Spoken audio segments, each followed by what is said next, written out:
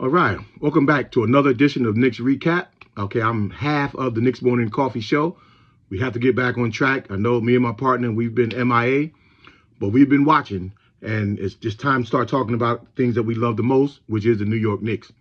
So before we get into this little bit of synopsis of where the Knicks are going to go from here, we have to congratulate our boys. Um, two of our Knicks in the All-Star game, you know, Cat, Brunson being the starter. But where they stole the show is on All-Star weekend, bringing home some hardware. Every year it seems that Cat brings home something on All-Star weekend. So this was just another example of all the creativity that we have as a team. And then I was even more happy to see our boy Allen Houston get out there. It was almost like a cheat sheet by us having Allen also as one of our shooters. But again, this is what we are. We have a lot of great veterans. We could have plucked anybody off that list.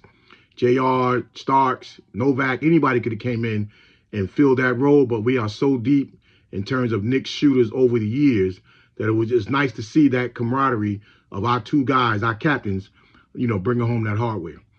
But in terms of where do we go from here, I'm as optimistic as everybody else, especially after seeing what Alvarado did, you know, coming in. He's somebody that he wasn't on my radar, but being a hometown kid, I love it. I mean, the spark that he bring in, even without Deuce's absence, he's still going to give us that. Now, he's not going to give us 28 points all the time. But just the fact that we got so many guys that are capable of putting that ball up and in tell you that we can be a very, very dangerous team. Now, we're already plugged to be a good team, but I think people have some doubts or some of our doubters about the way we play against some of the better echelon teams. But we've been holding teams to under 100.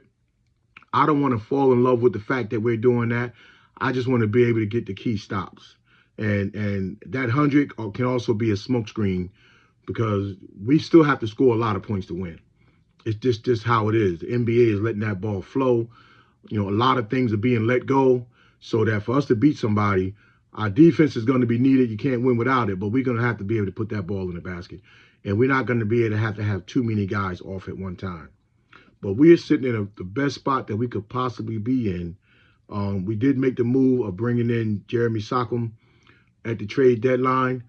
I like that move because maybe about a month ago, during one of our Knicks Morning Coffee shows, we brought him up when the Knicks entertained the idea, and this is when San Antonio was really for it.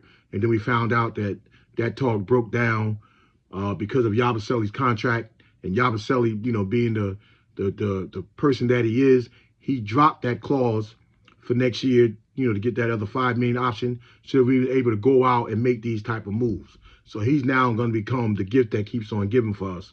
And I love him for that because I wanted him on this team, Yabusele, and it just didn't work out for him.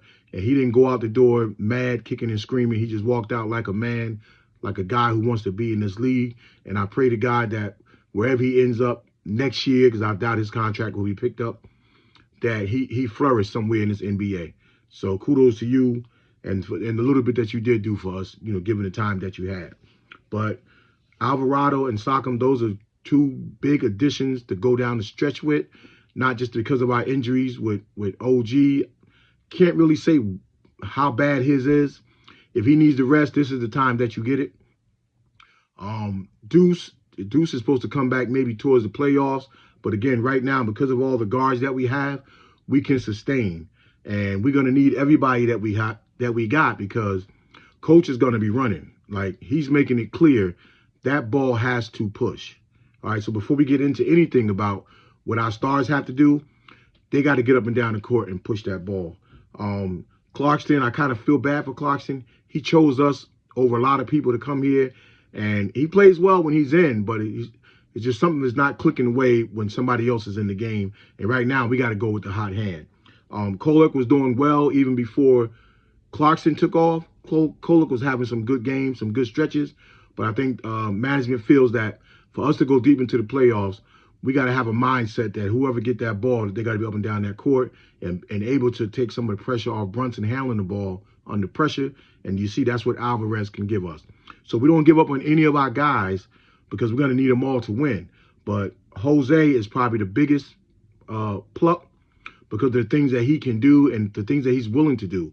Now, Siakam also, even though we still have Huck Porty and I still like Trey Jameson, but Siakam gives us that guy, this other guy that's kind of like Hart that we can put into the dunker spot. And he's going to make a lot of nice key decisions when he gets his hands on the ball. So kudos to management for being able to make that move and bring him in, not worried about anybody else's minutes or anybody else's feelings. We got to do what we got to do for the Knicks to win.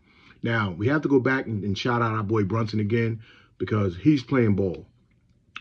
Brunson is playing at a super, super high all-star caliber level. And the fact that he's recognizing when he needs to get everybody else involved, I think for the first real time, Brunson is doing that because we've seen other guys shine while Brunson is still getting his.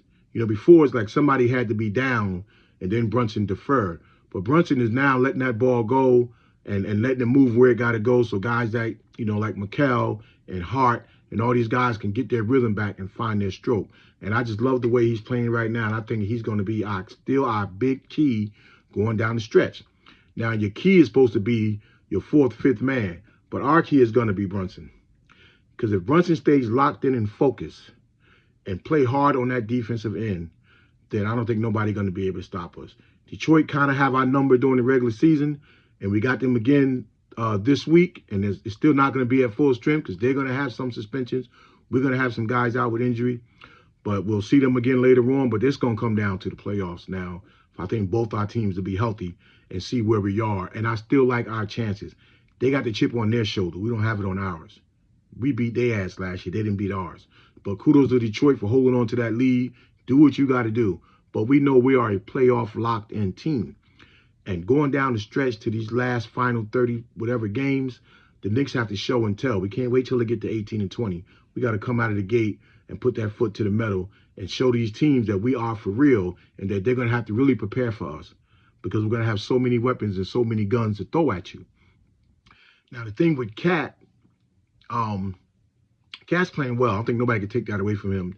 You know, leading the league in rebounds, you know, things like that. May not be shooting as they say in the past, but he's shooting well enough.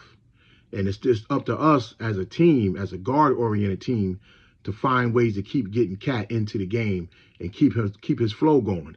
Because any big man that gets the ball and touches it at times where they probably wasn't looking for it, they play hard on defense and they rebound for you a little bit more. And Cat's showing he's willing to do that, but he's only human. He's only human, and I think we need to harp on that and make sure let big fella know that we got your back and that we don't go nowhere without you. So I think that's something that collectively the players got to come together and talk about that, about how do we keep this man engaged. You know, it ain't about he's just an NBA. He got to do it himself. How do we keep him engaged? Because this window of opportunity that we have right now, that's not going to be there every year. And it's not going to be there all the time for a bunch of teams this year. We're not the only one fighting for that goal. It's a whole lot of teams in the East that can come out. All right, but being that we are one of them, and we still in the top three, third place in our division, with our record, if we was in the West Division, we'd be in third again. So we got one of the best top 5 records in the league right now. So nobody can't argue with that. But going down the stretch, we have to keep that fight. And one of the things that Coach got also, when we went through that little bit of a stretch, it happens. We didn't want to see those losing streaks so close together. But Coach got to keep that foot right on their neck. Keep teaching and keep preaching because they need it. Our guys, they need it. They know what they got to do. They know what they're here for. But, that coach in that back room yelling in your ear will keep you on your toes. So I'm so proud of Brown that he didn't fold when we went through that stretch. The media didn't jump on him, really. I think Matt Barnes had some things to say that was a little bit negative that could have probably went viral and went somewhere, but nobody grabbed onto it and hopped on his coaching style. Right now, he's right for us. He got us in a nice rhythm. He got us in a nice headspace. He got guys believing that they're better than the man in front of them. So we have to just keep on plucking. Now, our schedule is going to get even more difficult because we're going to start playing more teams that are in that cluster that we're in. But I think we're ready for the task. And I think our captain is going to keep us on point.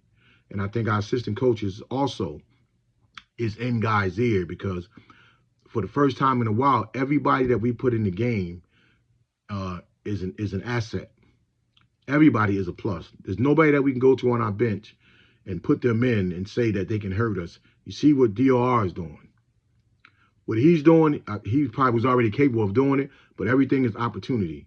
And he showed now that in the playoffs, if OG or Mikel or somebody goes down or get in foul trouble, that we can depend on him.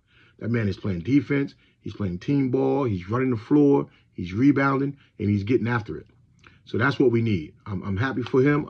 I'm happy for a lot of our guys.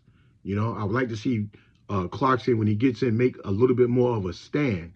You know, I've seen something with about TJ Warren. I don't know if we picked up somebody, but right now, what we got is more than enough to go win with, because we can't play all of them. But when we do, the New York Knicks is ready. All right, so hopefully I see you soon with my partner Joe Cool on our regular Knicks Morning Coffee Show. But just let me know where you think the Knicks are going to end up.